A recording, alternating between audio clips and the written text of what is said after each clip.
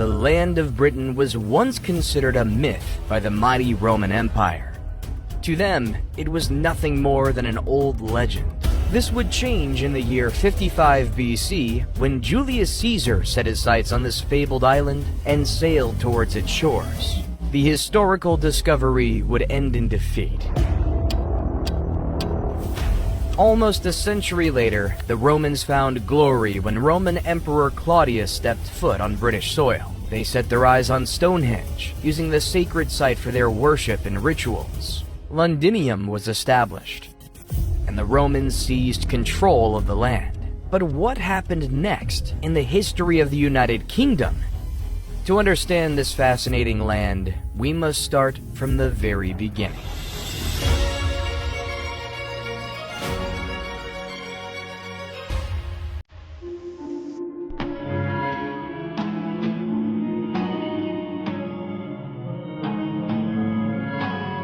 What would become the United Kingdom began way back within the Prehistoric Paleolithic period, which dates back to 950,000 years ago, a time that the earliest evidence of an ancient civilization dates back to.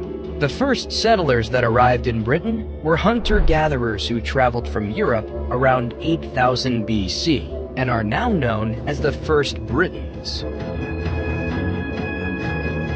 This group of people showed one of the earliest forms of economy, with the hunters trading native elk, wild cattle, and pigs while defending themselves from wolves and bears, which were rife in Britain at that time.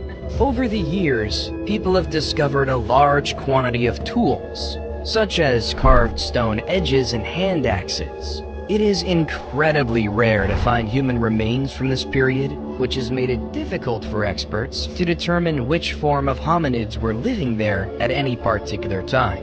With that being said, the tools that have been found give evidence that they were probably a subgroup of Homo erectus, like a species known as Homo heidelbergensis.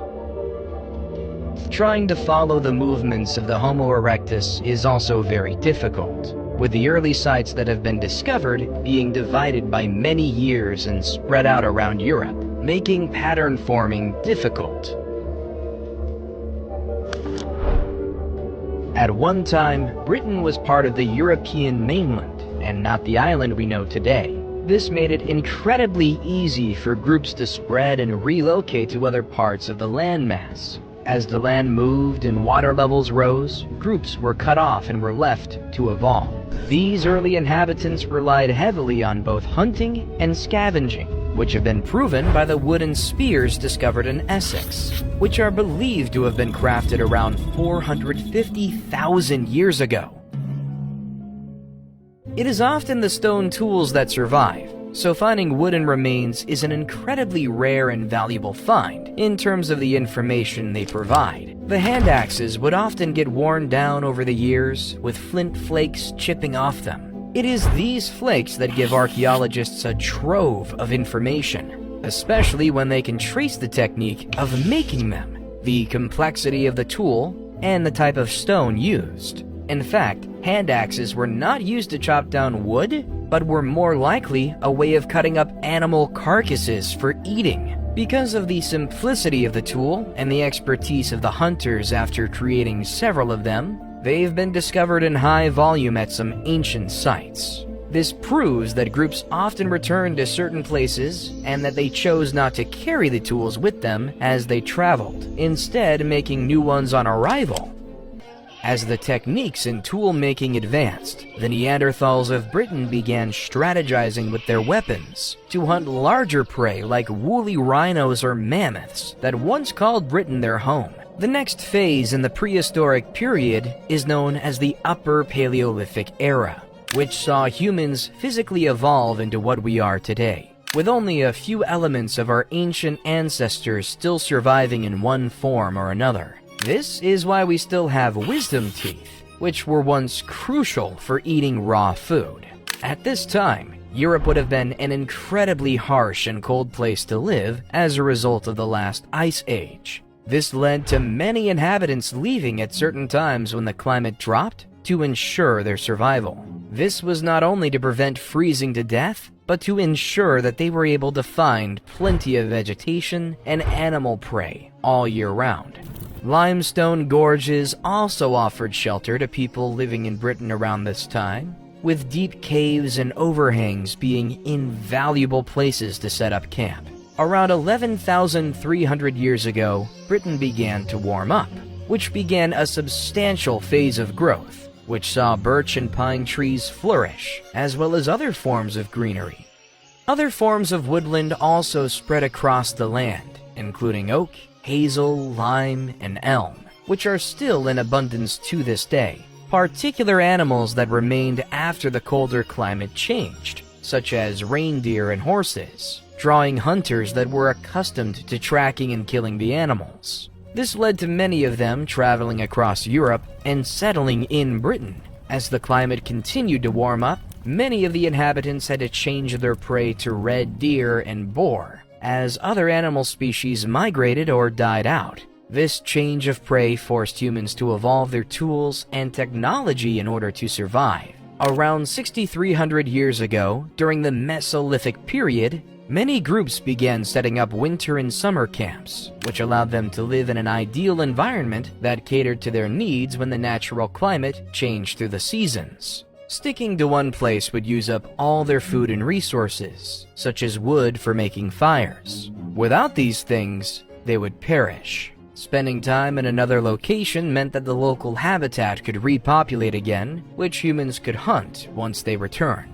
Coastal sites were often chosen for certain times of the year, which meant that humans began eating a heavy sea-based diet, which mostly consisted of fish and mollusk. This also helped develop tools that could be used to help catch water-based prey, further expanding their knowledge and curiosity about the ocean. The transition from hunting and gathering came about around 4100 BC, which was aided by the arrival of agricultural techniques that came from the east. This was propelled by the population boom seen during the late Mesolithic period, which meant that the animal resources they previously relied on were depleting fast. The British landscape began to change soon after, with the inhabitants making mass flint tools, which were equipped with wooden handles. These were used to clear the land, so that fields, pastures, and settlements could be created. Barley and emmer were the first main crops grown for a vegetative food source, while pigs and cattle were captured and bred so that they could generate their own meat sources, rather than kill them straight away for food. This shift to building a self-efficient settlement saw the first domestic buildings, which included large, narrow wooden buildings known as longhouses. Another form of domestic building were structures for the dead to be stored and respected, known as long barrows. The Neolithic period introduced several huge changes to Britain, especially when it came to technology, landscape, and settlements. The causeway enclosure became popular at this time, which were circular monuments built up banks and ditches forming a ring around the settlement. Structures known as cursuses were often built within the circular banks, with the longest enclosure ever discovered in Britain measuring an incredible 10 kilometers, which is around 33,000 feet. When it came to hunting, the way that settlers created arrowheads evolved, with the design appearing more like a leaf shape to aid its aerodynamics. These later changed to chisel and transverse arrowheads to further improve their craft.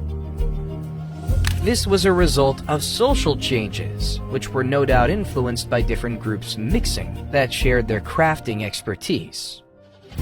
The chisel arrowhead was easier to use, which could be glued or bound to an arrow shaft, which made production far quicker. During the middle of the Neolithic period, the British settlers began to slow down when it came to wild animal hunting, instead depending on their own livestock. Afterward, arrowheads became less sharpened as they were used as a deterrent against other settlements, stealing livestock rather than killing the thief. The reason for this could have been down to rising social pressures that forbid murder as a punishment for any injustice.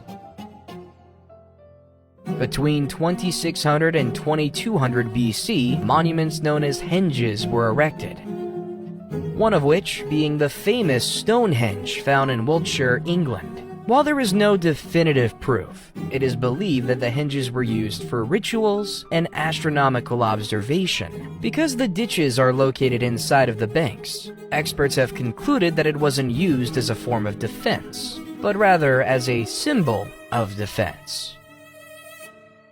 During the later Neolithic period, pottery and tools began to change. During the early Neolithic era, pottery was often round-bottomed bowls with necks that sloped down. By the late Neolithic, the style changed to flat-based pots that were decorated by etches made during the drying process. These early pots were primarily used to brew and store beer, although dairy products and stews were also contained in them. With groups gathering and technology quickly advancing for the prehistoric people of Britain, it was time to move into the next critical era for their advancement.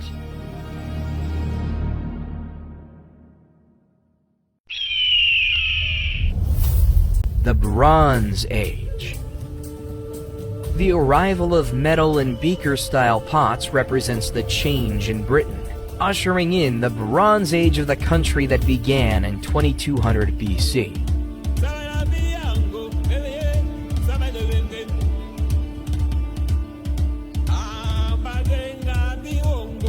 Bronze alloy was actually much rarer than iron ore, which meant that the resource was reserved for tools. White gold was primarily used to create jewelry. The other alloy used by people during the Bronze Age was tin, which was also quite scarce in Europe. Because bronze can be cast at a much lower temperature than copper, it meant that bronze casters could use molds to create more elaborate designs, such as daggers, halberds, and axes, which were far more durable than the stone tools that came before them. Bronze is also much harder than copper, as the tin within it reinforces it on an atomic level. Beaker pots were still used after bronze was utilized, with their different designs, decorations, and refinements improving as time went on. In fact, intact beakers and pots that were used in the burials give an insight into the craftsmanship, which sometimes still has honey residue in them from the beer they drank. Daggers were made longer during the middle of the Bronze Age, which became the first swords made in Britain, which were called rapiers. As social tensions grew between the different groups of people, more variations of weapons and shields were made. There is even evidence that neighboring settlements could have used the weapons heavily by the damage sustained to them, although they could have been intentionally damaged before being placed in hoards to prevent anyone else from using the swords against them.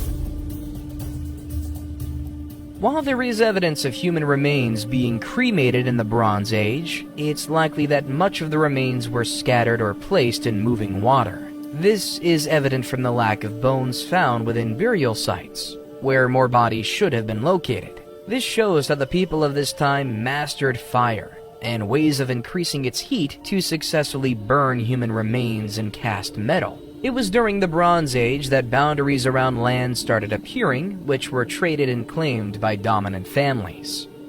Livestock pens and agricultural fields became an important part of everyday life, as well as the copper mines that provided jobs for inhabitants and allowed metalwork to advance at a very swift pace. A historically important site was discovered at Great Orme, inland Didno, Wales, that provided 90% of the ore used to create axes all around the northwest of Europe. From 1000 BC, another change in climate resulted in many areas of Britain becoming uninhabitable, mostly due to the lack of crop growth in the cold conditions. Also, areas that were once ideal for growing vegetation became wet and boggy. With the eruption of the Hekla volcano in Iceland blocking out much of the sunlight, with the land becoming inhospitable, many settlers moved on from the land, while others repurposed the fields for strictly raising livestock. Those who refused to leave were forced to build walkways and raised settlements over the wetland beneath, which inadvertently improved their structure-building skills. The most preserved examples of cloth, food contained in pots, Tools, furniture, and wooden objects were discovered within the fens below these settlements, as they would have dropped down or fell in after a structure was attacked and broken down. Because of the lack of oxygen and muddy conditions of the bogs, these items were preserved for millennia. Near the end of the Bronze Age, the long, pointed rapier blades evolved into long, flat blades, with a full tang going into a cast handle. Now, weapons were not only becoming an art form for the people of the Bronze Age, but a necessity for their survival. Hordes of weapons became rarer in the Bronze Age, which is believed to have been a result of its value dropping. This led to crafters, known as founders, to hold back their wares in order to raise its value. This is the first example of market strategy in British history, which later became an incredibly important factor in its economic growth.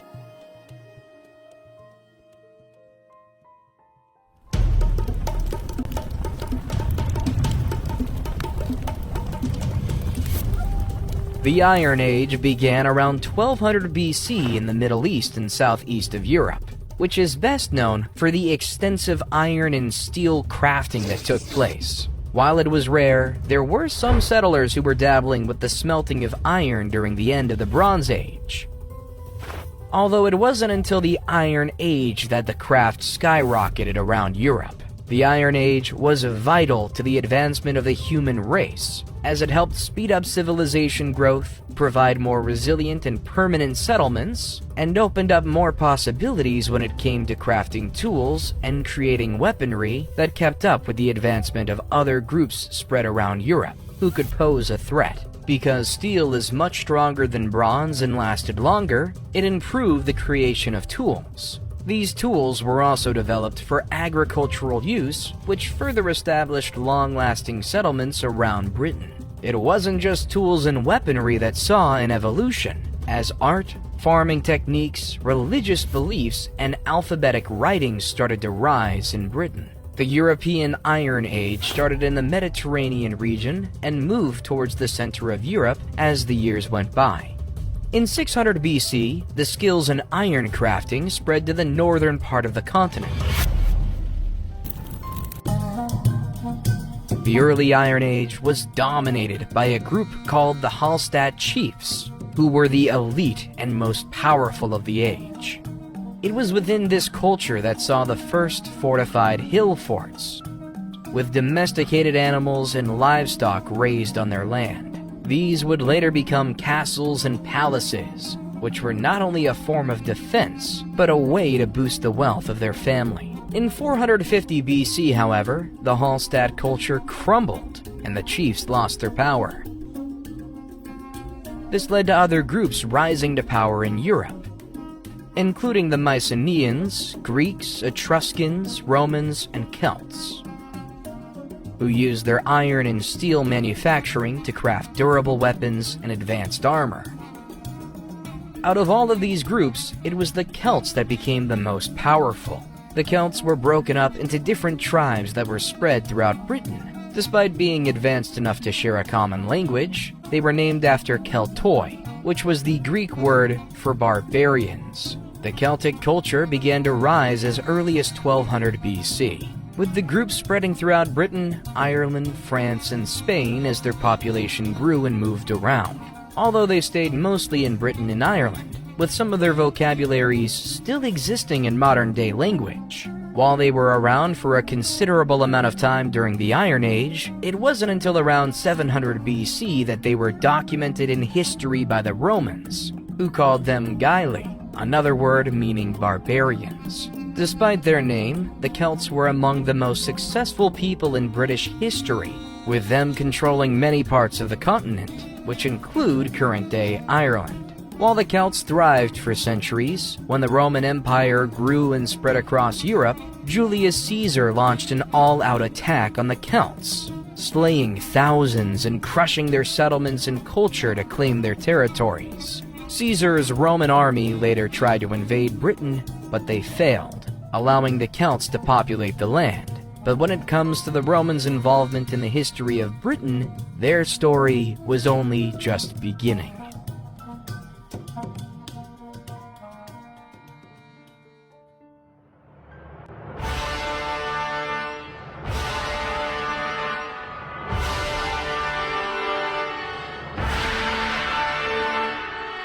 As the Roman Empire continued to grow, they eventually took control of most of Britain. Before then, the empire had dominated the Mediterranean Sea. They successfully stormed the ancient cities of Carthage and Macedon before taking control of Egypt and Syria. After traveling through the Alps, they eventually reached Albion, which was the original name for Britain. By the time the Romans arrived, the Iron Age settlements had advanced further, having thriving agriculture, wooden structures, and large communities. Trading routes had also been established between the Britons and the people of Gaul, who lived in what we now know today as France and Belgium. Here, wine and the first forms of currency were traded. While Julius Caesar failed to take full control over the island, he returned in the years 55 and 54 BC out of stubbornness and his interest in taking control of the trading that was going on. Caesar planned on disrupting the Belgae trade routes in the English Channel and believed that the Britons were going to help their friends across the sea as a response to the hospitality. This made the people of Britain enemies of the Roman Empire. Caesar managed to persuade the Roman Senate to support his invasion of Britain, telling them the land was rich in silver, a claim that he had no proof for. Before its discovery, Britain was hidden away and had gone undetected by the Romans. In fact, many people in the empire thought that the island of Albion was a myth, a legend that told of barbaric groups who were involved in a practice that disgusted the Romans to their core. They drank milk from animals. Caesar's plan to invade and take control of Britain didn't go down well, with the Romans having to retreat to avoid being defeated. Undeterred, he returned with 5 legions, which allowed him to storm across the Thames River, and he managed to speak with the chieftain of the Britons, Cassivellaunus. This meeting resulted in a peace treaty, with Caesar returning to the mainland of Europe to deal with a rebellion breaking out and a failed harvest that threatened starvation. Caesar never returned to Britain, and after a civil war, the Republic crumbled. Under the rulership of the emperors Augustus and Caligula, who continued to grow their empire in Gaul, their eyes once again set upon the barbarians across the Channel. While the interest was there, the time wasn't right, and beyond a symbolic throwing of javelins in the ocean, the invasion never came. In the year 43 AD, however, Emperor Claudius sailed across the sea with 4 legions, with Aulus Plautius leading the charge. Reaching Richborough, located on the east coast of Kent, the invasion of Britain began. Despite only spending 16 days on the island, the glory-seeking emperor returned to Rome in the year 44 and was hailed a hero. Despite the emperor leaving, the empire continued its invasion. They swiftly took the territory of Cativellani, a Celtic tribe state, before spreading north and west. By the year 60, much of Wales was under Roman control. Roman kingdoms were created in modern-day Norfolk and other places, with the Vespasian, who would later become emperor, sending his legion to the southwest to capture tribal settlements. It was around this time that cities like Londinium, which would later be known as London, was built. While the Romans seemed like an unstoppable force, the Britons continued to resist them. A member of a Celtic tribe called Caradicus managed to persuade groups in Wales to help fight the Romans, but he was captured. He managed to escape captivity and fled to a region ruled by the ancient Britons known as the Brigantes. But the Queen chose to hand him back over to the Romans as a sign of newfound loyalty. Caradicus was sent back to Rome with his family as prisoners, and surprisingly, was spared death by Claudius. Boudica, the Roman ally and wife of Prasutagus, who was the client king of the Iceni tribe, headed a revolt against the empire. After the death of her husband, half of his kingdom was to be given to the Romans, while Boudica would be left to rule the other half. Rome wasn't happy with sharing the kingdom with somebody they classed as a traitor, and decided to plunder the whole thing. If they couldn't have all of it, then nobody could. Boudica retaliated by sending her army to Londinium, where towns were plundered and burnt down. According to the Romans, 70,000 Romans were killed as a result of the revolt, although Boudica and her forces were eventually defeated thanks to the expertise of Roman governor Gaius Suetonius Paulinus. Boudica was believed to have ended her own life with poison rather than surrender to the Romans. The Romans went on to defeat the Druid stronghold at Anglesey, who were targeted for their religion that was opposed to the empire. This decision led to the emperor being replaced with Turpilianus, who saw a great change in the way the Romans ruled Britain. Eventually, Britons gave in to the Roman culture, and the previously plundered towns and settlements were rebuilt, including London, which became the capital of the Romans living in Britain. Taxes were introduced, mining techniques were improved, livestock and grain production was increased tenfold, and the trade industry flourished, including that of slaves. It was during this time that roads were established throughout the country that connected key locations, such as London, York, and the Welsh border. This innovation built valuable trade networks and increased the affluence of the capital. The Romans were not yet done when it came to controlling, however, as they later moved into northern Wales, as well as sailing over to invade Ireland. The Romans further implemented their culture in Britain, building amphitheaters, Roman baths, and teaching Latin to its inhabitants.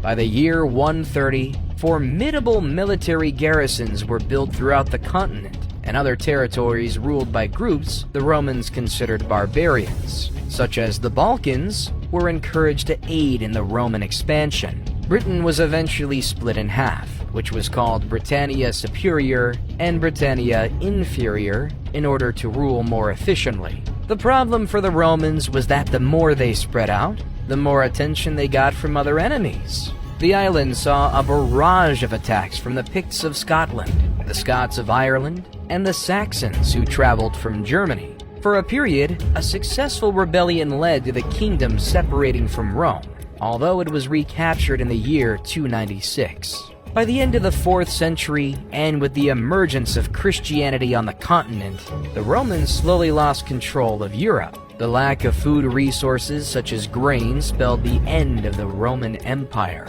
As the last emperors withdrew, British cities were given the message that the citizens now had to fend for themselves, as the empire finally fell. This is where local governments were created, overthrowing the Roman magistrates that had governed more centuries.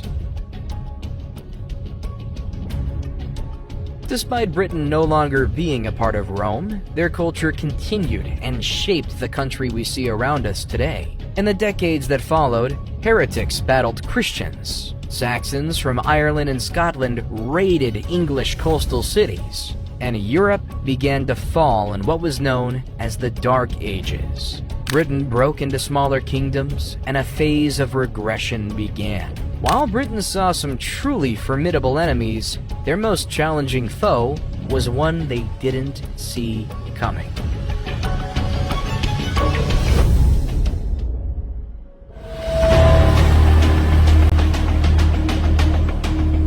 From across the crashing waves of the North Sea in the year 793, a group of Norse people from Scandinavia reached the shores of Britain.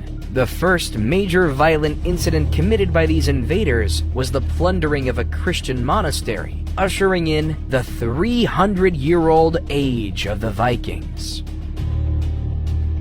As more longboats arrived, the barbaric invaders began raiding coastal settlements around England, Scotland, and Ireland. Eventually, the son of the legendary Ragnar Lothbrok, Ivar the Boneless, decided that it was time to take up roots on the island instead of simply pillaging them. This group of invaders would become known as the Great Heathen Army. In the year 865, the army arrived at one of the 4 kingdoms of Britain, East Anglia. Fearful of the warriors, the king of East Anglia, Edmund the Martyr, offered the warriors provisions, horses, and shelter in order to be spared the violence, pillaging, and being taken over. Following defeat, Edmund the Martyr was captured, possibly tortured, and killed. It only took a couple of years for the Vikings to capture York, the capital of one of the other four kingdoms, Northumbria.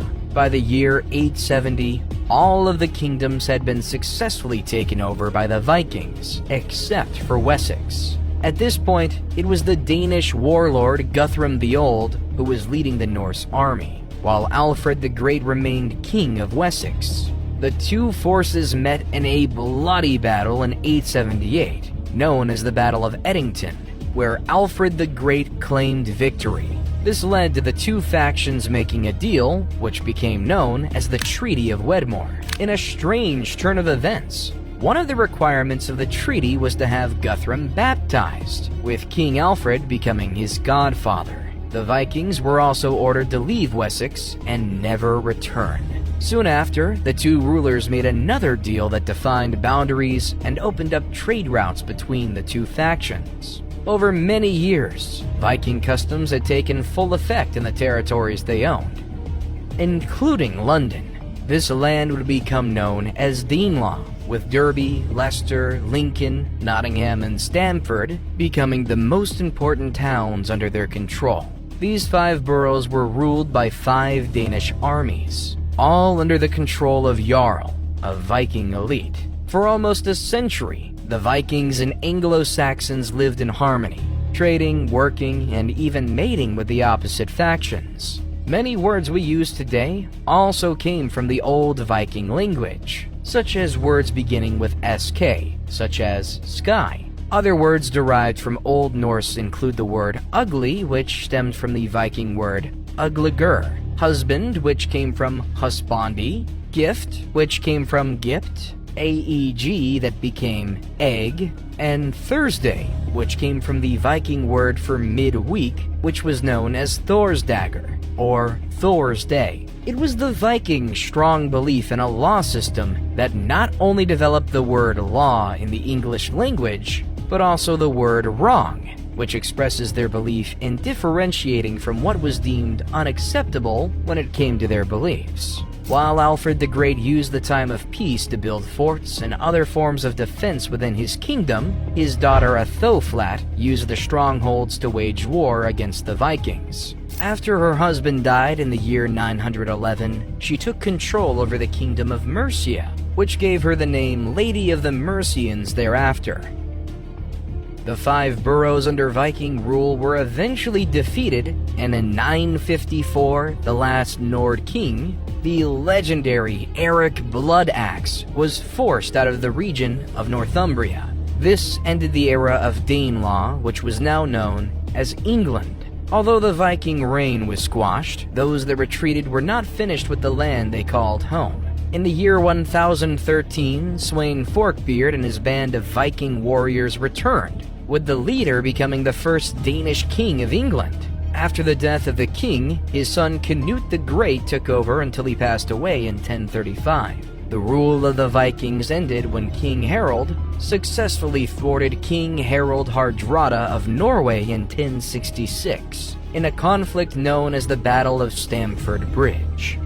This time, the Viking invaders had been expelled from England forever, although their legacy lives on to this day within the DNA of their descendants.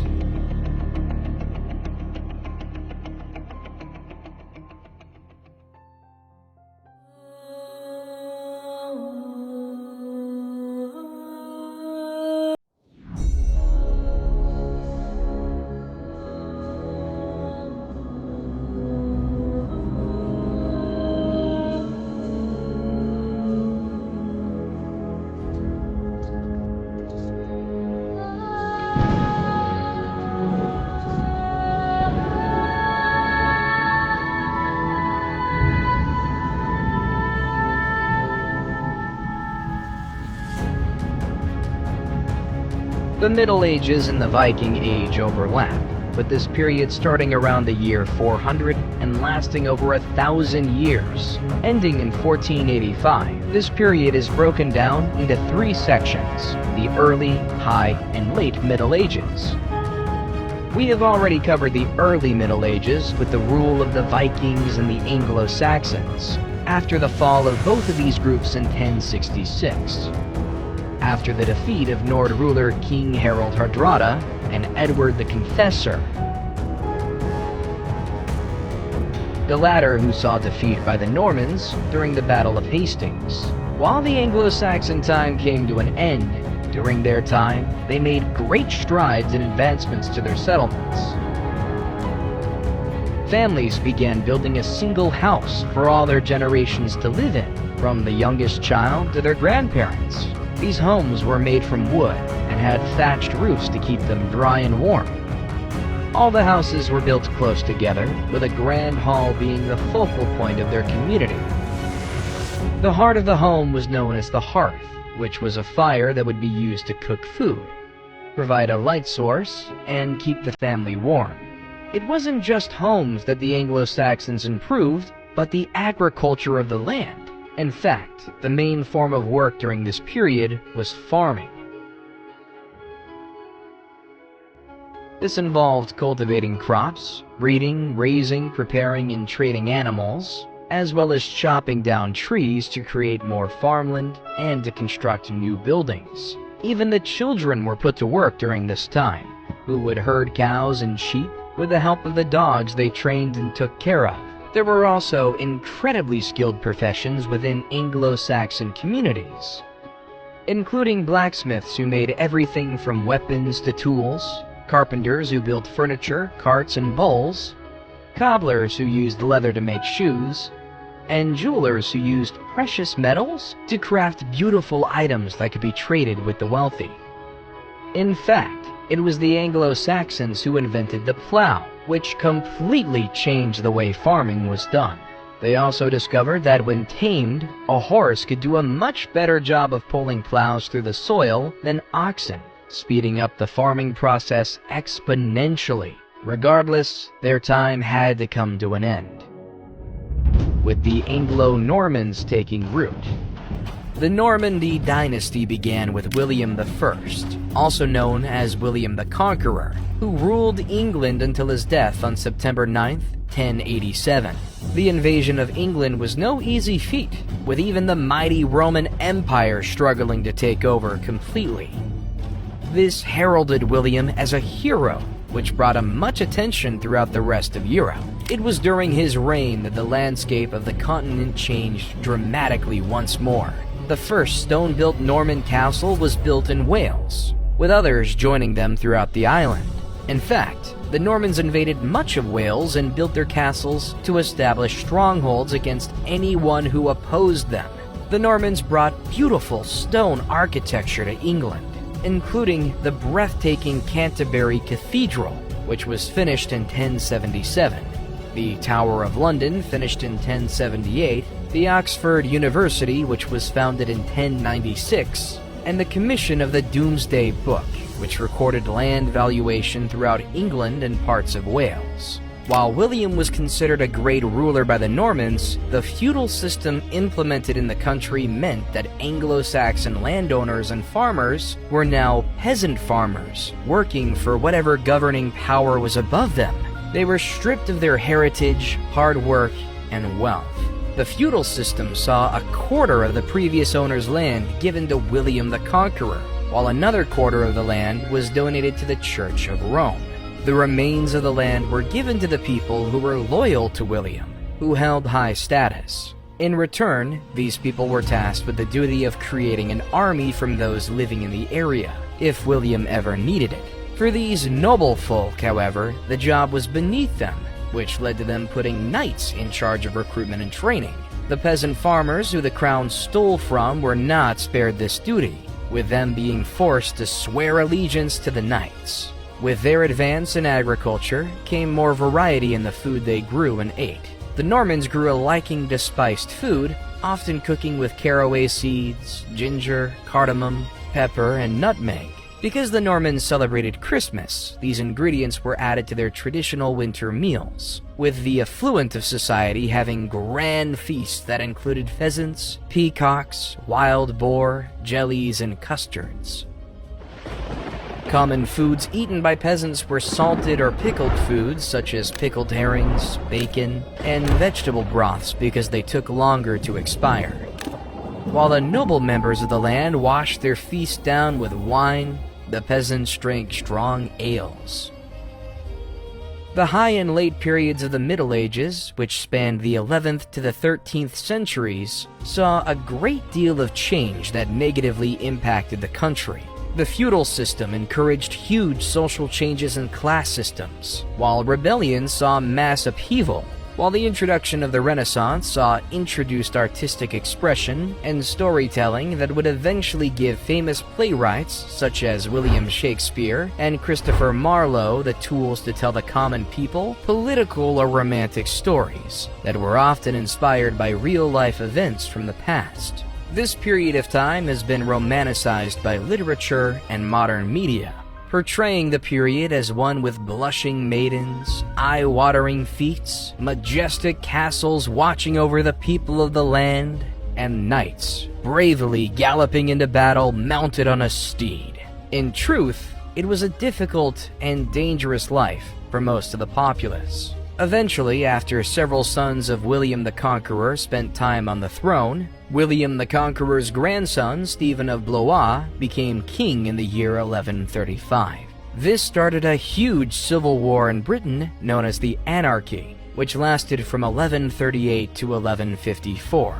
This conflict was led by Stephen of Blois' cousin, the Empress Matilda, who believed that the crown was her rightful inheritance. This time was incredibly difficult for everyone living in Britain, from the wealthy nobles to the lowly peasants. People began to get suspicious and desperate, which led to oppression and mistreatment. Many innocent people were tortured and interrogated for valuable information, while others stole goods and gold in order to make money for their families. Most people were left with nothing, which led to families starving to death. The Civil War ended when Stephen of Blois died in 1154, when Empress Matilda's son, Henry II, took the throne. The rule of Henry II was a fairly peaceful one, which was bolstered by his friendship with Thomas Becket, the Archbishop of Canterbury. Together, the two men had power over the people of England and their religion.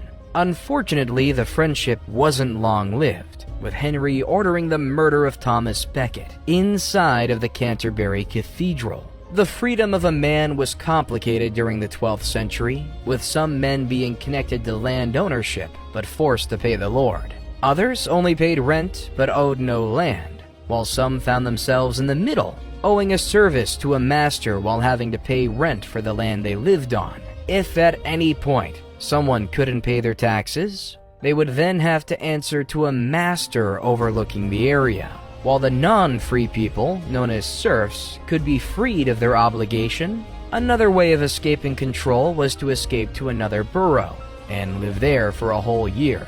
If the fugitive was caught before then, however, the lord of the manor had the right to beat and imprison the man. King John, who came to throne in 1199, was one of the cruelest rulers in English history.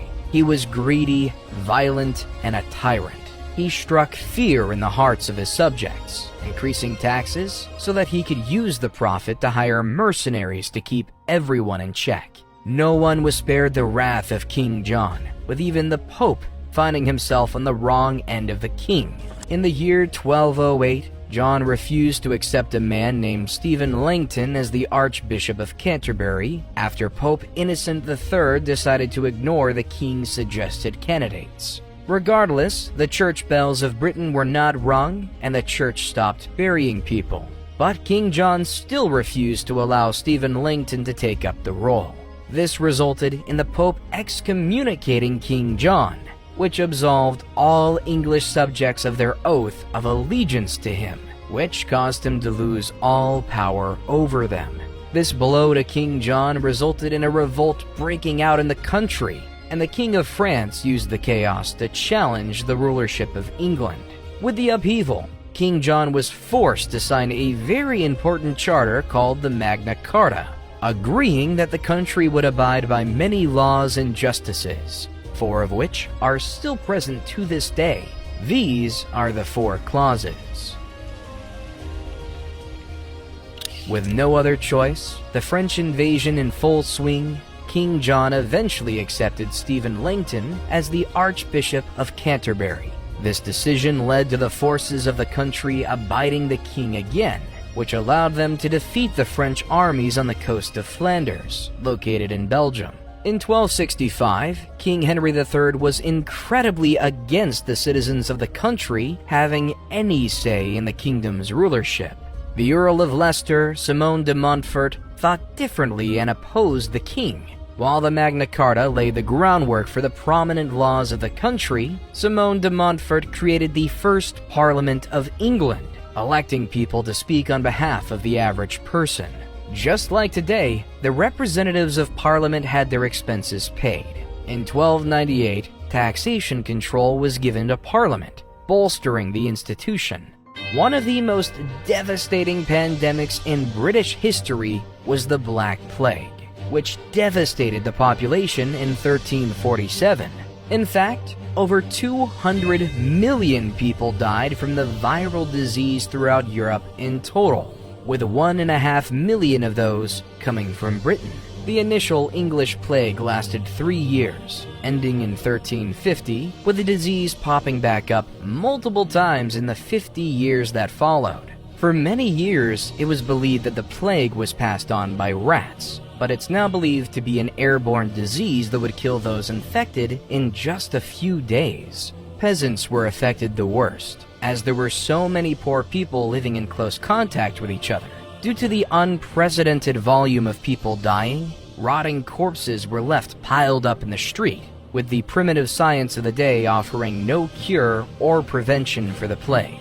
With peasant workers dropping from the disease, it became increasingly difficult to find people to tend to the fields and grow crops. This led to starvation and the decimation of entire villages. As they were desperately in demand, many peasant workers took advantage of the situation, moving around the country to find higher paid positions. The government didn't like the fact that peasants were now able to better themselves and chose to side with those willing to pay more. After trying to put a stop to them traveling to find higher paid jobs, the government tried to put a stop to it. This resulted in the Peasant Revolt of 1381, in which the poor folk of England violently banded together in order to get poll tax and the wage cap removed, as well as the abolishment of the control lords had over them and their property. Another huge event that happened in the Middle Ages was the War of the Roses, which saw the House of Lancaster and the House of York fight each other between 1455 and 1485. The reason for the war was that both sides were the descendants of a previous king, Edward III, and wanted to take their rightful place on the throne. The last significant battle of the Wars of the Roses, the Battle of Bosworth Field, saw one of the most famous kings in English history, Richard III, fall in battle. After this, Henry VII took the throne, who married Elizabeth of York, and joined the two opposing houses of Lancaster and York together. With the birth of the infamous Henry VIII, the Tudor period was ushered in.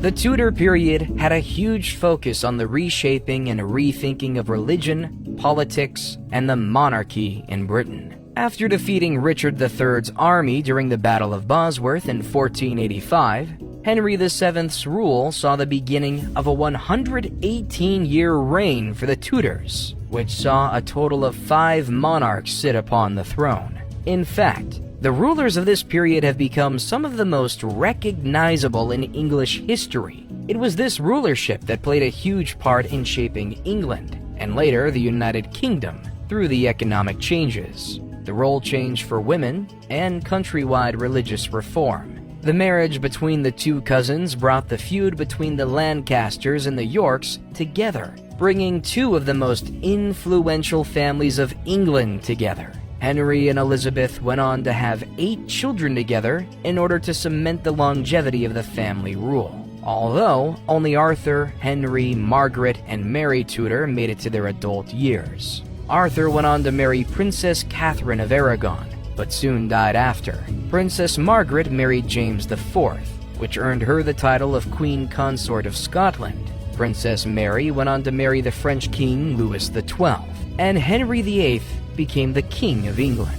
As Henry was the second son of the monarchy, he was prepared for a career in the church. But after his two other brothers died, he was made king in 1509. In fact, he lost his two brothers and father in a 7-year period, which is a testament to the short lifespan people had back in those days, regardless of status. Henry was keen to find a wife and turned to his own brother's widow, Princess Catherine of Aragon, to take up this role. Henry's 36-year rule saw many impactful changes to the country and caused some of the biggest controversies in English history up until that point. The first of which was his change in attitude towards his wife, who failed to give him a male heir to the throne after 23 years of marriage. He became so desperate for a male heir, in fact, that he eventually turned his back on the Catholic Church and began his own, the Church of England. With the king now able to establish his own marriage and annul rules, Henry allowed himself to remarry so that he could have a son to ensure his legacy remained on the throne. This freedom allowed Henry to have 6 marriages in total, which allowed him to have many children, while only one would be a boy. His son, Edward VI, was crowned king in 1547 after Henry passed away of tuberculosis. In a twist of irony, after all the effort his father put into ensuring the bloodline continues, Edward died just a few years later in 1553, leaving no male heirs to take up the mantle. This death left the Tudor government in chaos, with only his 2 sisters, Mary and Elizabeth, being the only candidates for succession. This wasn't ideal, as they were both female and had religious views that were not in line with that of the Protestants, the religion that Henry VIII was converting the Catholics to. In fact, it was Edward's devout Catholic half-sister Mary that was the rightful heir to the throne. Due to her religion, however, Edward named Lady Jane Grey as queen, who was his cousin once removed because she was a Protestant. Mary, however, wasn't going to let her birthright go to another relation. This resulted in Lady Jane only reigning for 9 days before being executed for high treason, along with her husband, 2 of his brothers, and the former Archbishop of Canterbury, Thomas Cranmer. Now, with Mary on the throne, the Tudors were once again thrown into chaos, as she set about reversing all the work her father and brother did, reverting the primary religion of England back to Catholicism. This change was done aggressively, with the Protestant people now persecuted for being heretics. This led to 300 people who refused to be conformed to Catholicism being burned at the stake. This dark patch in English history is now known as the Marian persecution. Not only were Queen Mary's forceful religious views a problem for people of nobility, but so was her gender. Being the first queen, which was earned in her own right, several of the most influential nobles insisted that she should marry a Protestant man in order to heal the relationship with her people. Mary, who would not be pushed around, chose to marry the Spanish Prince Philip II in 1554 instead. Unfortunately, the pair didn't have any children despite many attempts. Eventually, Mary named her Protestant half-sister Elizabeth the next heir to the throne as she lay dying. Elizabeth I had a long reign that spanned 1558 to 1603, in which she did a lot for the country. As the daughter of Anne Boleyn, Elizabeth had to work hard to persuade her people to support her. Due to her intelligence and likable character, she had a glorious reign. With that being said, there were several issues throughout that time, including her Catholic enemies attempting to murder her, an attack from Rome, and her decision to stay single. Regardless, she faced adversity and earned the nickname Gloriana, Good Queen Bess, and the Virgin Queen. When she passed away in 1603, the Tudor period came to an end. Before the Tudor era, agriculture played a huge part in the lifestyle of the country. with a 90% of the population working on farmland. This was an incredibly hard life that came with a low life expectancy. As the age of exploration began, the focus shifted to trade. Coal, tin, iron, and lead mining began to grow exponentially, which made the country incredibly rich. With that being said, famine and poverty was still rife in Tudor England. In 1530, however, the cruel laws against beggars were abolished, and vagrants were allowed to beg as long as they had a license. This led to an influx of beggars, which resulted in a new law being passed in 1547, which meant that anyone caught begging would be imprisoned for 2 years. In 1550, this law was changed again, with the punishment for the vagrant being a flogging, which meant that they were struck on the back with a whip or rod.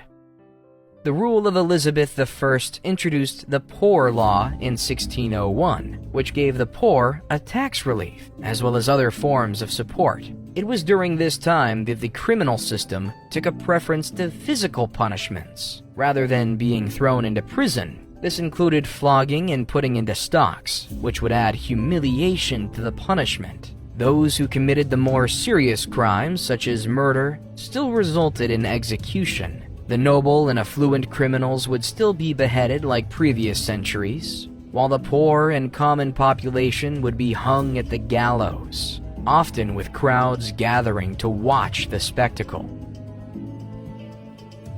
A focus on education came with the Tudor period, with Richard Mulcaster, the educationalist, insisting that a boy's education was the most important, as they were more worthy. This led to boys from wealthy families being sent to grammar school and universities before the girls. Despite a female monarchy ruling over the country, the future of girls was predetermined to be that of wives and mothers, well-versed in needlework, cooking, and cleaning. Eventually, girls were given the right to get an education, although it was limited to only reading and writing. Eventually, local schools were established where boys and girls would study together. It was during the Tudor period that leisurely activities began to rise. Many people began playing tennis and football, as well as watching jousting events and gambling. The more affluent of society played chess and gambled by playing card games, such as Primero and Noddy, which was the precursor to cribbage.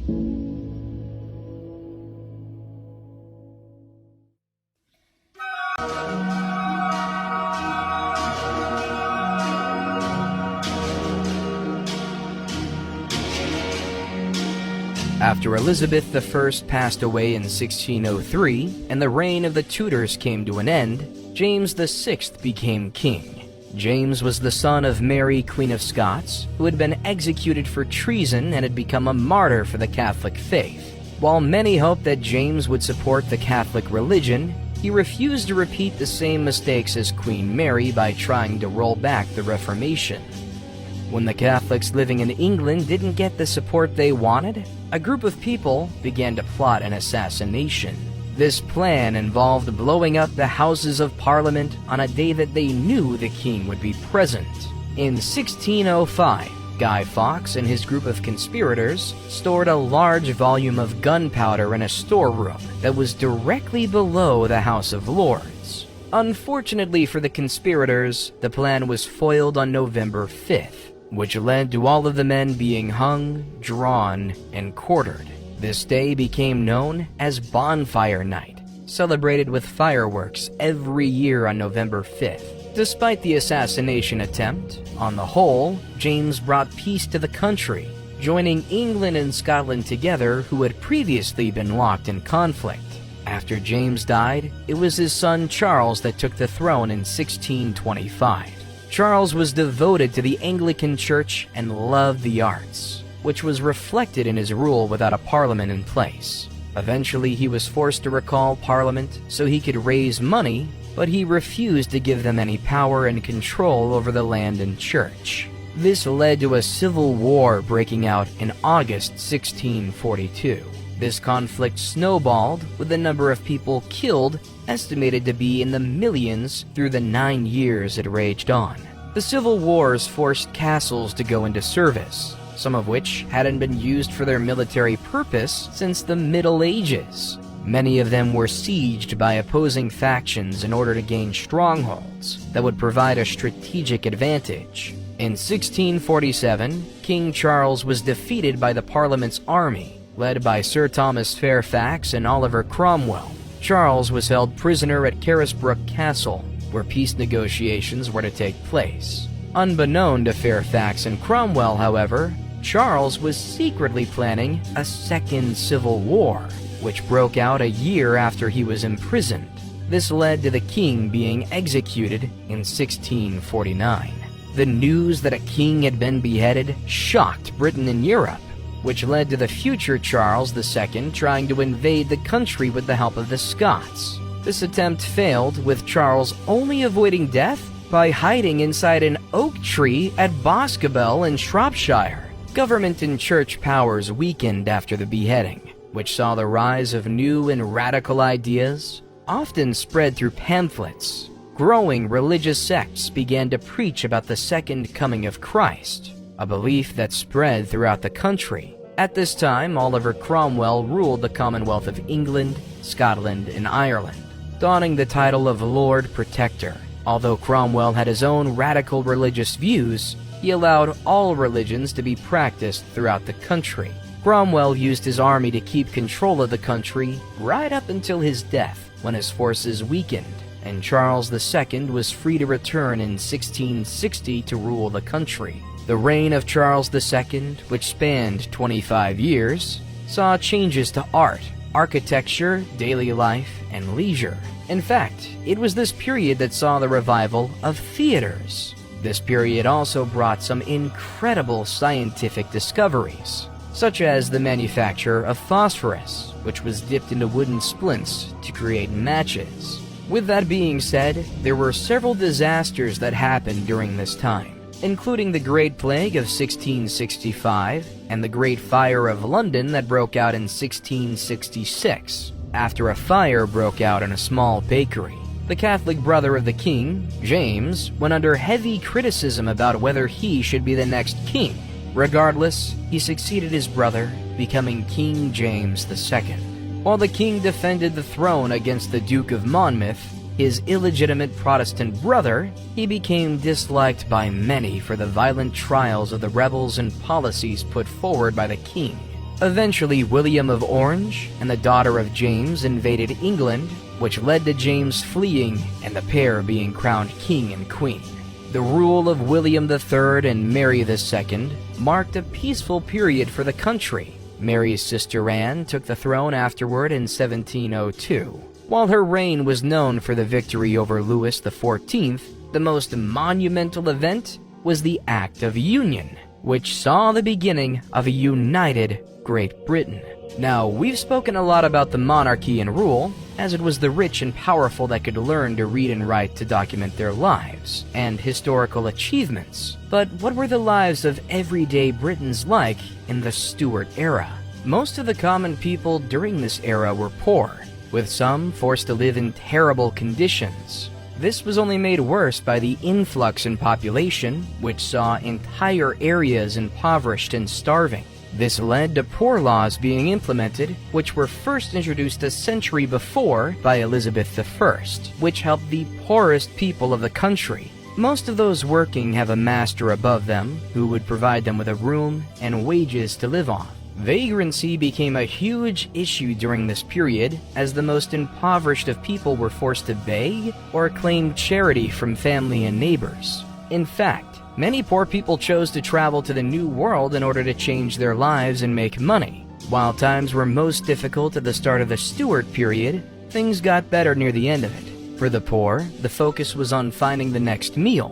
When food stocks were down, people concentrated on the harvest industry. When soldiers during the Civil War were waiting for payment, many of them resorted to stealing crops and livestock, which heavily affected the industry and led to more starvation.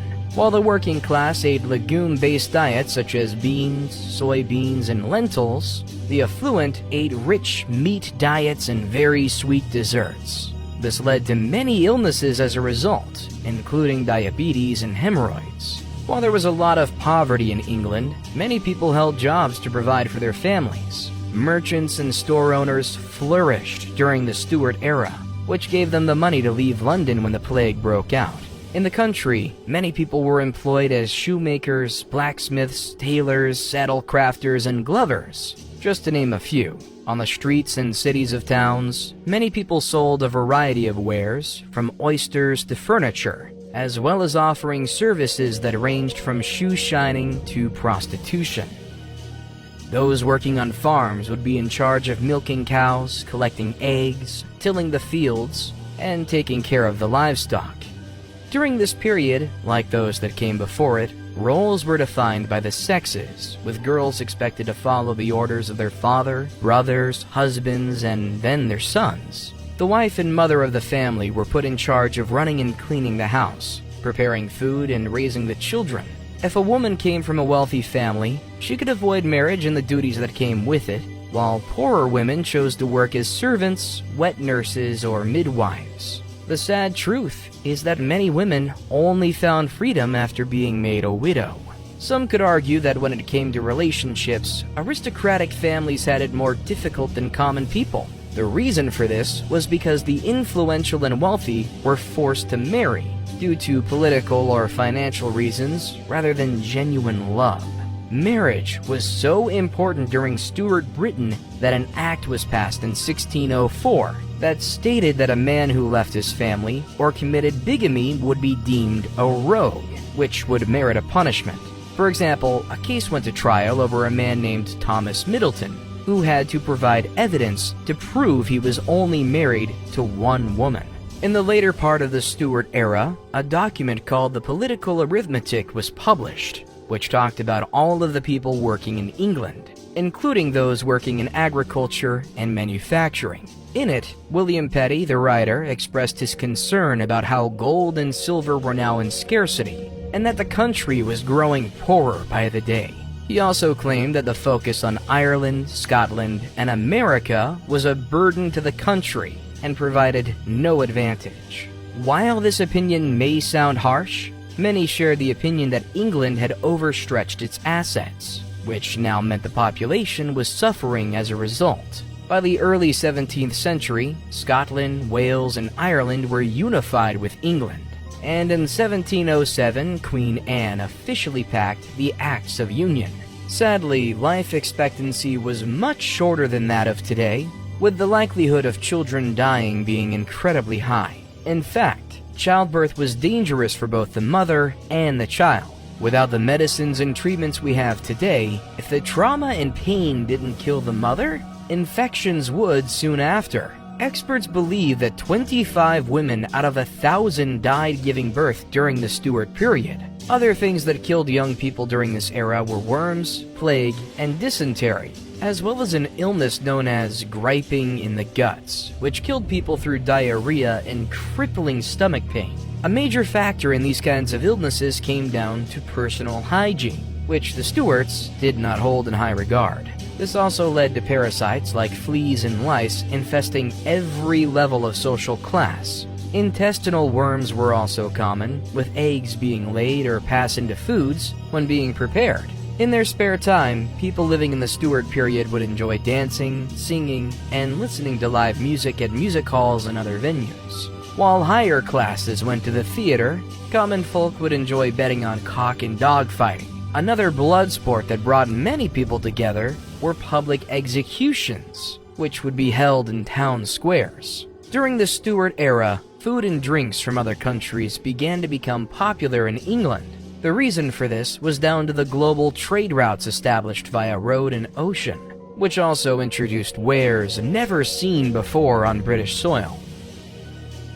This included furs from North America, tea from China, and spices from India.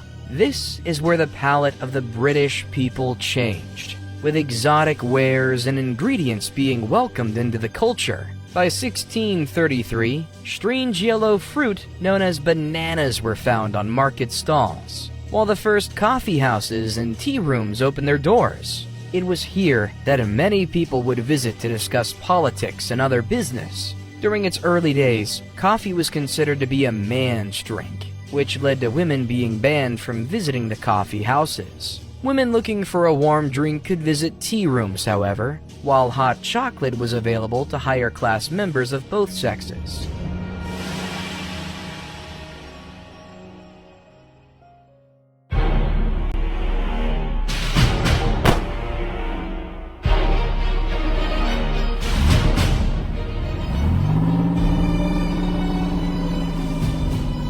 The 18th century, known as the Georgian era, saw the rise of the Industrial Revolution, where England was dominated by the age of steam, network of canals, and factories manufacturing on a larger scale. With that being said, the workshops were still small, such as textile workers who would spin weave, dye cloth, and repair clothing.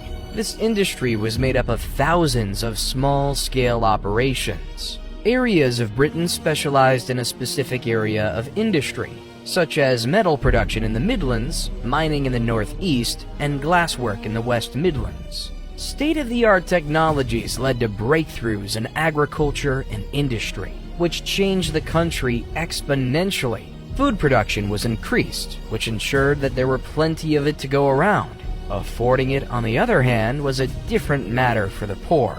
Foreign workers and vagabonds offered cheap labor, which created mass unemployment across the country, especially in rural villages. This led to many people living in the country relocating to larger towns and cities to find work.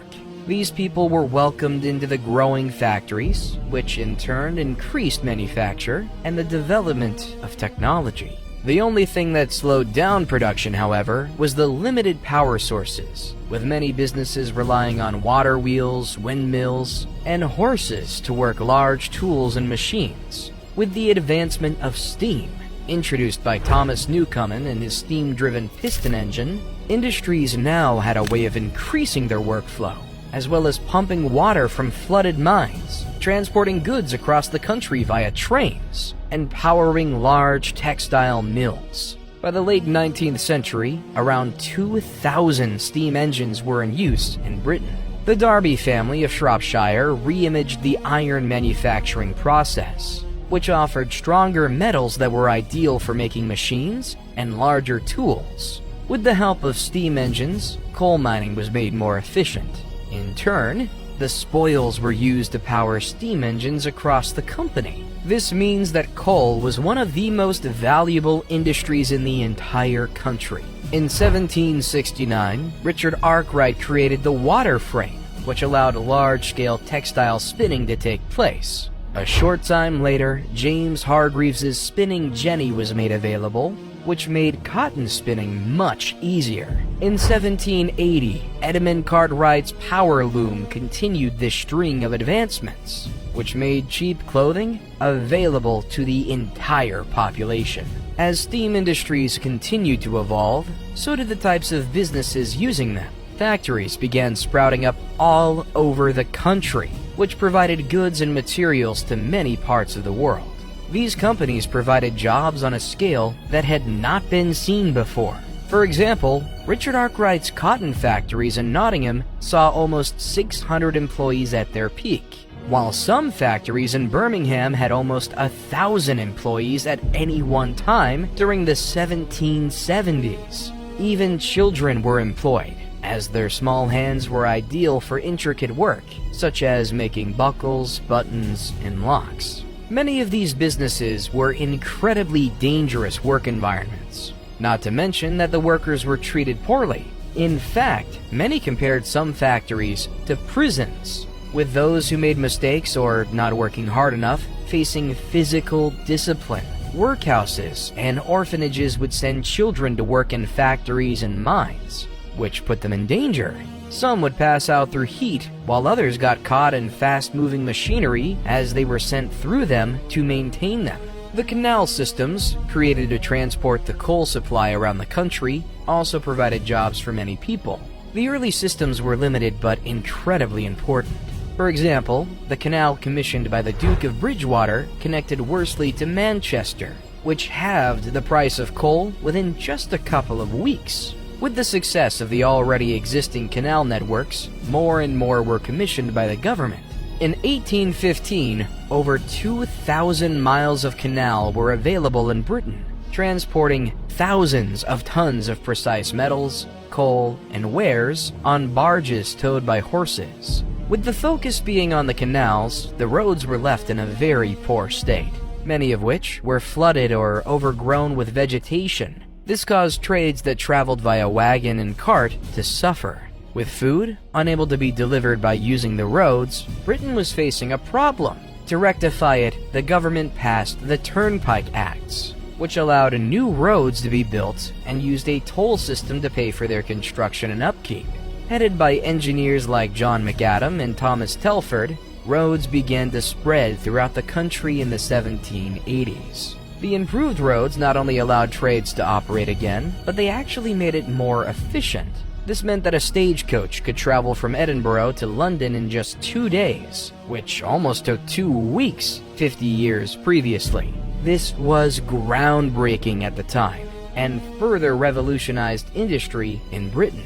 The people of Britain adopted a strange fascination for criminals and lawbreakers during the late 1700s, with those committing crimes being depicted as heroes in newspapers and printed pamphlets that were circulated throughout the streets. Tales of daring thefts and crimes led to highwaymen, people who preyed on traveling carriages, becoming celebrities. These characters became legends and inspired many others to do the same. When a thief called Jack Sheppard was publicly hung in 1724, 200,000 people turned up to celebrate his career. Another, the flamboyant John Rann, was met with his adoring fans in the street of London after he was found not guilty of a theft. For others, the rise and growing popularity of crime was worrying. Thefts were at an all-time high, and those committing the deeds were not being caught or punished. There was an outcry for criminal investigations and punishments to be improved,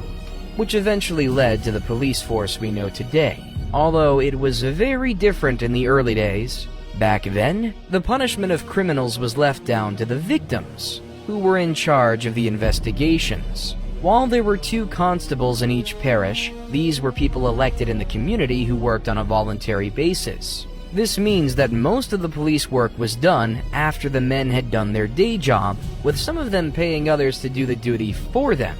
Later, a group of paid watchmen were hired in London, known as Charlies, who were close to what we know of modern policing today. These men would patrol the street, perform investigations, and arrest criminals. Part of their duties was to bring drunk people home and yelling out the time for people. Many accused the watchmen of being ineffective and cried out for changes to be implemented in the system.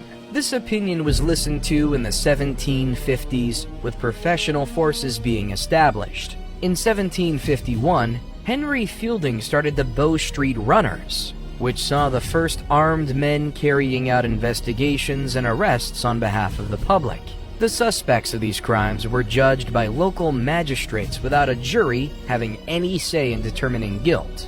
This, of course, led to many innocent people being imprisoned or executed for crimes they didn't commit, whether it was done through wrongful conviction or political motives. Once again, these officials were volunteers who were elected from influential members of society. This meant that many of them were not well versed in the law and took the position as a statement of power rather than justice. Horace Walpole, an English writer, once said that the greatest criminals of society were the officers of justice, referencing the corruption within British law. This, in many cases, was true, with several taking bribes or being reluctant to perform their duties out of laziness. The most serious crimes, like rape and murder, were dealt with by the Crown Court, which were located in large towns, or the famous Old Bailey. The experience for common people standing trial was scary, with the stench of unwashed criminals being covered with scented flowers and herbs, which were also believed to stop the disease from spreading. Much of the trial was done in Latin, as was tradition, which meant many suspects were confused as to what was being said, or the details being put forward. To make things worse, criminal defenses were not introduced until the later part of the Georgian period. which meant that witnesses were examined by the judge and jury members. If these officials took a disliking to the character of the suspect, they would be found guilty without all the facts being known. In fact, these cases were over in a matter of minutes, with several cases being conducted in a day to speed the process along. In the early 1800s, courts abided by the Bloody Code, which was a list of 200 crimes that justified an execution. These included crimes such as treason, rape, and murder, as well as less serious crimes like stealing, the poaching of animals, and even vandalism. Fortunately for many, most of these crimes that could merit death ended up with imprisonment. Regardless, this struck fear in the hearts of many, with the idea of visiting the gallows for a crime they didn't commit being a very real possibility. Those who were unfortunate enough to face the gallows were done so in a public spectacle, with hundreds of people turning up to watch the life of a criminal snuffed out. While many saw it as twisted entertainment, it was done as a deterrent for others. Up until 1783, the hangings took place at Tyburn, Middlesex, 8 times a year, with up to 20 criminals hung at the same time. Those sentenced to death would endure a 3-mile cart ride to the gallows, which would be mobbed by hundreds of people screaming and throwing things. Once they were all lined up on the wooden scaffolding, the noose would be tied around their necks, and trap doors would open.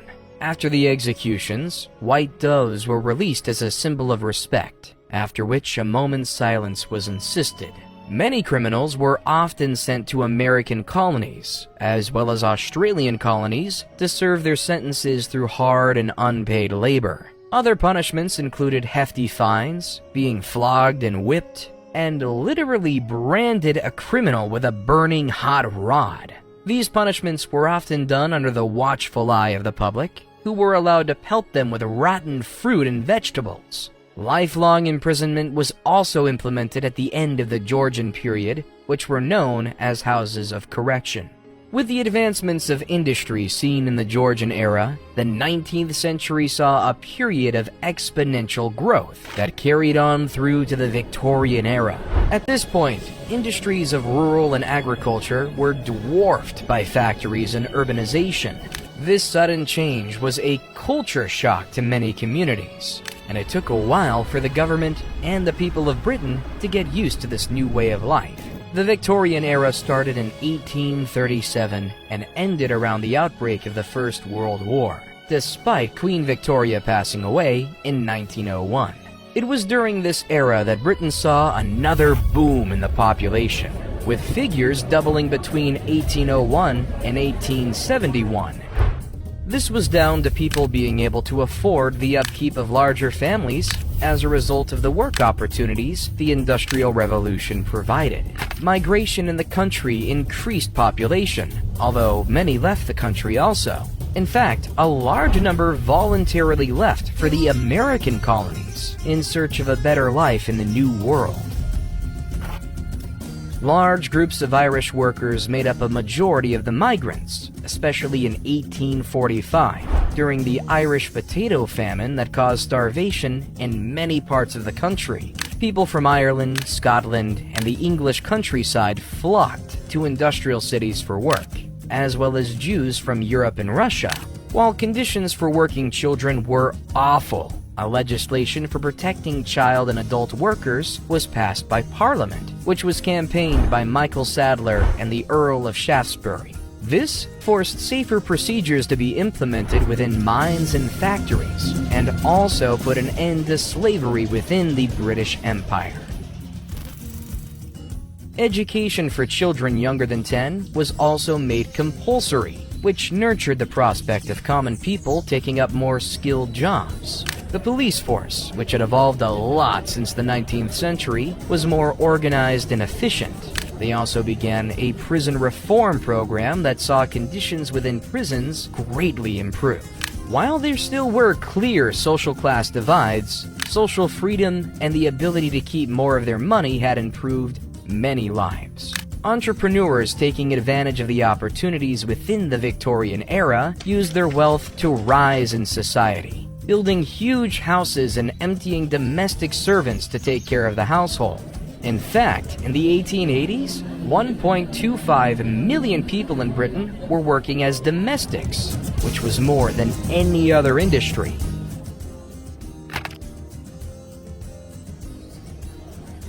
This was the first time that the hierarchy wasn't governed by royalty or lordship, which ushered in a new era of social change. The working class was eventually allowed to vote in 1918, with the suffrage of women ending in 1930. In 1776, Britain lost the American Empire after America declared independence during the American Revolutionary War, which resulted in the empire turning its sights to India instead. Throughout the Victorian era, the expansion into other countries continued, which opened up more trade routes and prompted more conflicts. In 1851, the Great Exhibition presented industrial and technological wonders to the world. At this point, the British Empire was the leader of trading and military strength, making it a force to be reckoned with. In fact, the British Empire held so many territories that the sun never set upon the empire, referencing how far their control reached. It was during the Victorian period that leisure really boomed, with religious holidays, seaside vacations, museums, theater, sports, and music halls hitting peak popularity. With better education and opportunities, middle-class members of society could now become skilled laborers. For the poor, however, circumstances were just as bad as those seen centuries before. The houses of the middle class evolved during this period, with iron cooking ranges appearing in most homes. These ovens not only cooked food more efficiently than before, but also heated tanks that provided hot water. Gas-powered geysers also sent hot water from the tanks to the bathroom, which eliminated the need for a maid to carry buckets of heated water up the stairs. The coffee shops that were once a hub for the affluent and politically minded had been replaced with offices that communicated with others through the revolutionary telegraph system. This allowed Britain to trade with the entire world, which was only improved further in 1877 with the invention of the telephone. The English scientist and inventor Henry Fox Talbot invented the first photographs in 1834, which were known as sun pictures. These became wildly popular and were sold as cartes de visite, very small photographs that were often given to people as visiting cards. Among the most popular subjects distributed was Queen Victoria and her children, which was the first time most people had seen their queen outside of officially painted portraits.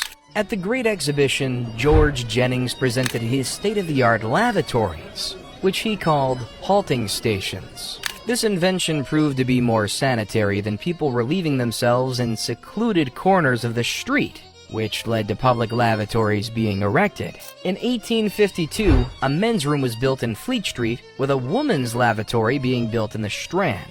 It was Thomas Crapper who developed the flush aspect of the lavatory and also invented the U-bend.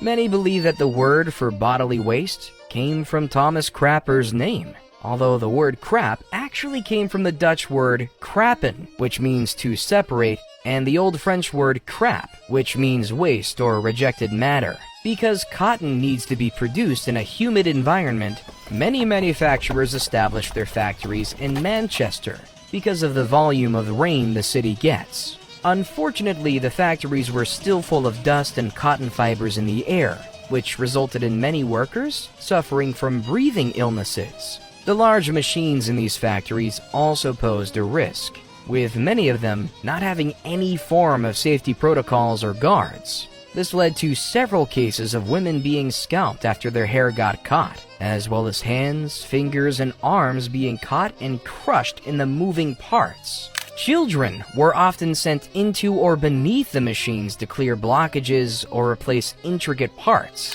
which also ended in terrible accidents. Elsewhere in the country, the gentry owning large portions of land was becoming incredibly rich from coal mining, with the industries utilizing steam power keeping the demand high. While mining kept the country thriving, the conditions deep down in the earth were terrible.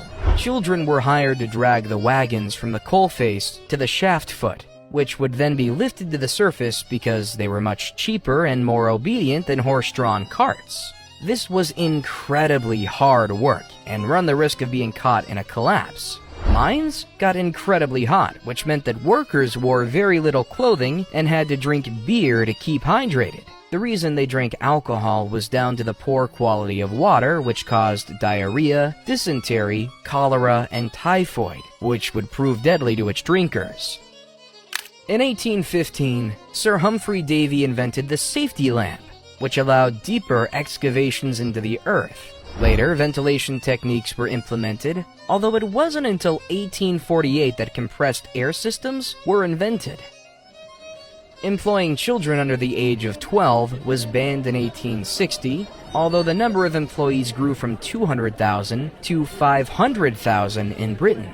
This allowed 30 million tons of coal to be excavated in 1836, which rose to an incredible 44 million tons by 1880. By 1850, a person could only work for 10 hours a day with night work abolished. This meant that the average working day lasted from 6 in the morning to 6 in the afternoon. Also in 1850, lighting and ventilation regulations came into effect for mining, further improving the well-being of the workers.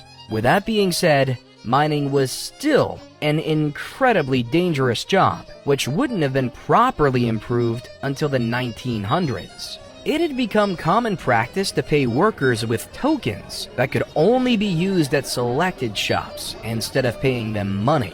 This led to shops inflating prices and providing poor quality items, as workers had no other choice.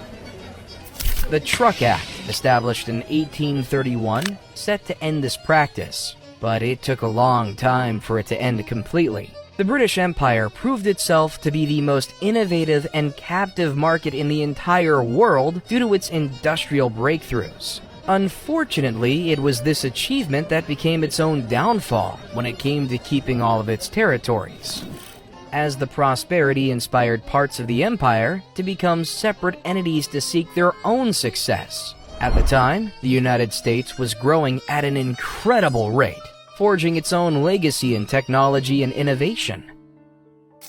After the death of Franz Ferdinand and his morganatic wife Sophie, Duchess of Hohenberg, Austria-Hungary blamed Serbia, which led to the July Crisis. Eventually, on July 28, 1914, Austria-Hungary declared war on Serbia. Along with Britain offered up its services in what is now known as the First World War.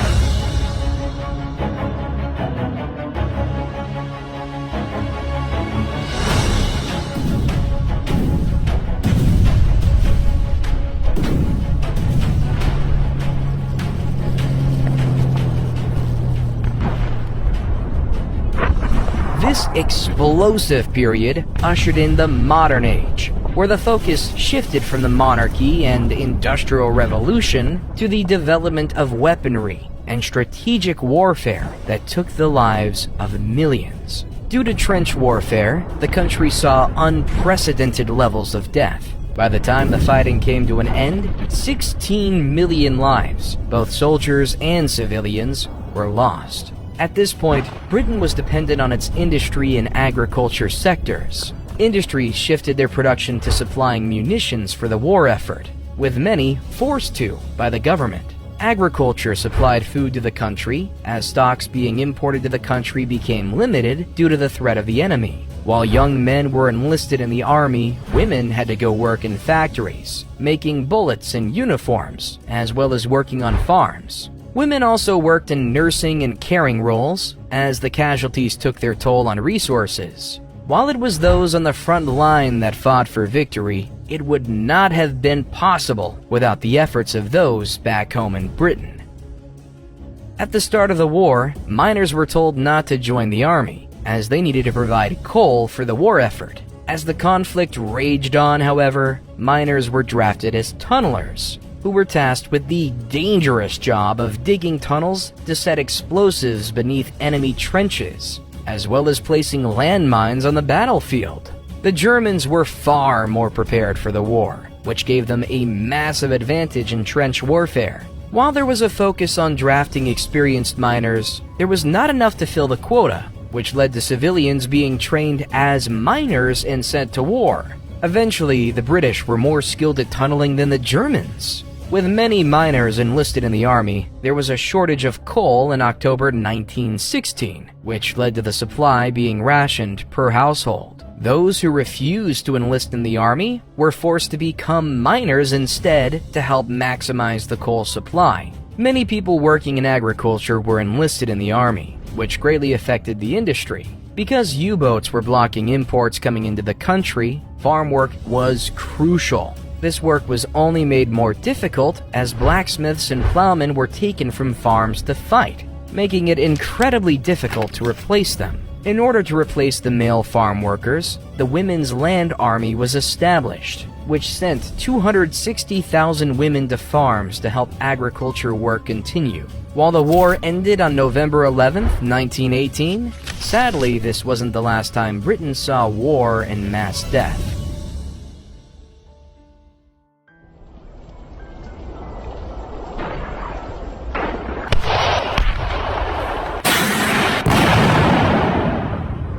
With World War II breaking out in 1945 when Germany invaded Poland. Between 1945 and 1951, Britain was healing from the effects of World War II, with the Labour Party leading the charge after replacing Winston Churchill, the Prime Minister who was hailed a hero for the part he played in the war. 5 years ago, I promised you blood, toil, tears, and sweat. And your untiring response brought us, in the end, victory over Germany. The Labour Party had been established in 1900 to oppose the Conservative Party, which had been the country's oldest political party. The Conservative Party won the election in 1945 by a landslide, and was favored as people believed that the government didn't understand the needs of ordinary people. Despite Churchill's impressive leadership during the war, many believed that he wouldn't be a good leader during a time of peace. During this period, the Labour Party established national insurance in 1946, as well as the NHS, the National Health Service, which has been providing free healthcare for the British nation since 1948. Industrial sectors such as mining, banking, gas, and aviation were nationalized, which allowed environments to be made much safer for workers. Eventually, the economy recovered, and industries returned to the efficiency and profitability they had experienced before. Shortly after World War II, the Cold War between the United States and the Soviet Union began. In order to bolster the forces of their allies, the Foreign Secretary, Ernest Bevin, offered Britain's support to the United States. Britain also participated in the Korean War in 1950 on the side of South Korea, alongside America. Britain later became a regional member of NATO, the North Atlantic Treaty Organization, in 1949. This treaty was established with the United States and other European nations in order to protect them from the Soviet Union, who were developing nuclear warfare. In 1947, India successfully achieved independence, taking the jewel of the British crown away. This was the start of the British Empire's dismantlement after centuries of taking territories for their own. Between 1950 and 2000, Britain changed in many ways. Immigration increased, class division had completely ended, and the welfare state was established. With the loss of many colonies and territories, Britain joined a union with Europe. The manufacturing industries that made the country thrive shifted to providing services and relying on imports rather than producing them within the country. Although Britain saw inflation and recessions, the standard of living was at an all-time high. On February 6, 1952, Queen Elizabeth II was named the Queen of England, following the death of King George VI, her father. King George had to have one of his lungs removed after it became cancerous from years of smoking.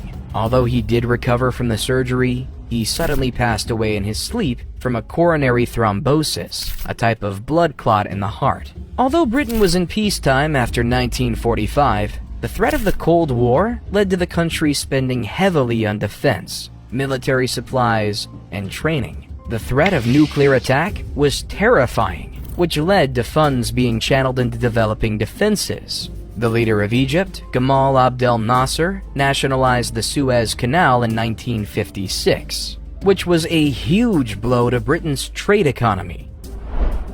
In response, Britain, France, and Israel decided to invade Egypt in order to govern the Suez Canal network.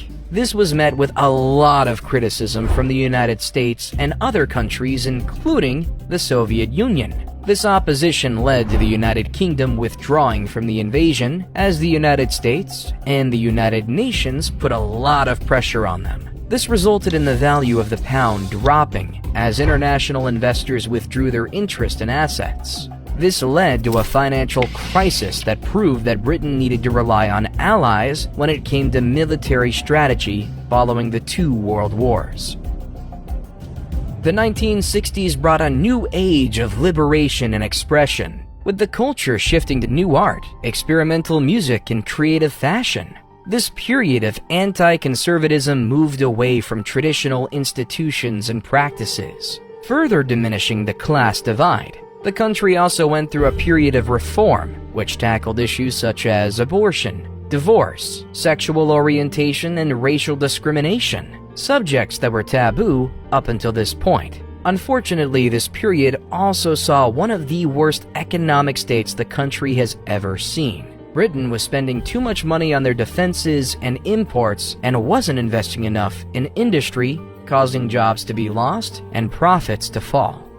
In the 1960s, the relationship between the Unionists and Republicans in Northern Ireland broke down, with conflicts breaking out between the two factions. The Unionists wanted to remain within the United Kingdom, while the Republicans fought for independence as they wanted a united Ireland. In 1969, Britain sent its army into Northern Ireland to quell the conflict, which was met with retaliation from the Irish Republican Army, who violently attacked soldiers.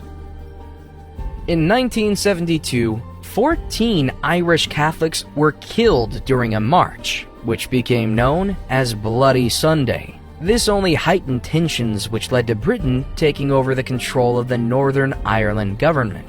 While this was only meant to be for a short period of time, it lasted 35 years. Britain tried to share power between the two Irish factions, but the plan failed, and violence broke out once again in 1974. The price of oil rose exponentially in the 1970s due to other countries taking control of their own industries, which severely affected the British economy. This crisis led to union strikes and the Labour Party coming into power. Led by Margaret Thatcher, Britain's economy saw massive changes made. Message is, Mr. President, the Tory philosophy works when we have the courage to put it into practice and the perseverance to see it through. Not all of which were met with a positive response. Following the monetarism theory, the government made many cuts to spending, which caused many jobs to be lost. This caused the 1981 riots that saw youths lash out about poor job prospects and the feeling of discrimination among the black community.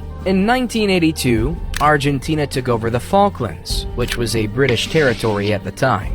Margaret Thatcher managed to defeat Argentina over control, which boosted her popularity in the country for a short period of time. By the middle of the 1980s, privatization was in full swing. This allowed more British people to invest in shares, which increased profits for the government. $350 Swiss. Zurich, 23, Citibank. Around this time, in 1985, the Irish Republic accepted Ireland as part of the United Kingdom, although conflicts within the country continued. With the new millennium being ushered in and the digital age taking root, the British Empire came to an end, with many of its territories now given independence. Britain entered into a union with Europe to bolster its economy and trade industry, but this split opinions. Eventually, it led to the 2016 Brexit, where the majority of the British people chose to leave the Union. Elizabeth leaves Westminster. The Queen is crowned, symbol of hope. Queen Elizabeth rides forth. Another extraordinary chapter has been written.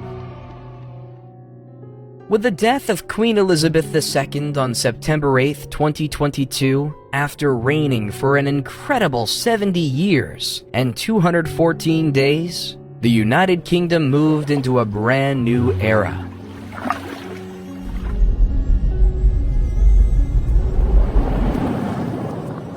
In 2023, the country now faces an energy crisis, while continuing its efforts to deter conflict between Russia and Ukraine.